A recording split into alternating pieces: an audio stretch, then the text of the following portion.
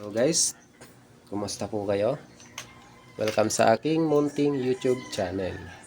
So sa video ito ay ihuhulog ko na yung tig-20 na coins na naipon ko sa loob ng 13 days. Kung natatandaan nyo, gumawa ako ng video na yung pinakaunang upload ko sa YouTube channel na about sa ipon challenge ng coins ay nasa 1,000 yun eh. So, kumbaga ito yung pangalawang beses na maghuhulog tayo. So, ngayon lang nabakante, hindi masyadong busy kaya ngayon ko na ihuhulog. Konti lang yung naipon ko sa loob ng 13 days. Basta ang goal ko nito guys ay mapuno ko to hanggang December 2026. December 30 or December 31 kung mayroong 31 ngayong December na darating. So, medyo malaki to. Parang imposible, no? Kasi mahaba yan, no?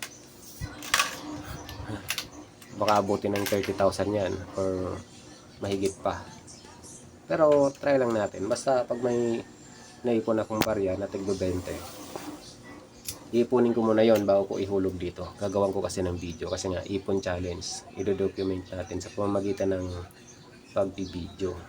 Kung minsan kasi, sa loob ng isang araw, limang ako, tig-20 na coin. So, parang posible naman. Basta araw-araw mag-iipon ako. Pero ngayon, guys, ito lang yung naipon ko. Medyo konti. 1, 2, 3, 4, 5, 6, 7, 8, 9, 10, 11. 11 sa loob ng 13 days. So, parang kulang pa na kung bibilangin mo sa isang araw, isang peraso lang ng 20 coins, diba? So, kaya yan. Tiwala lang.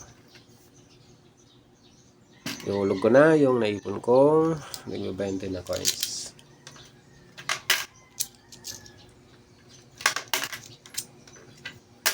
Yan.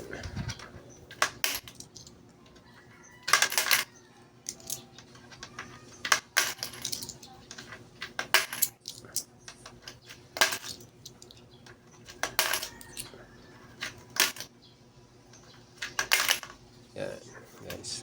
Ganyan, mahaba. Yung laman niya, nandito pa lang. Konti pa lang. Pero matagal pa naman eh. Ano pa lang ngayon? First week of May. So, May, June, July, August, September, October, November, December. 7 months pa. Kayang-kaya pa yan. So, yun lang muna guys, yung video natin. Salamat po sa inyong panonood.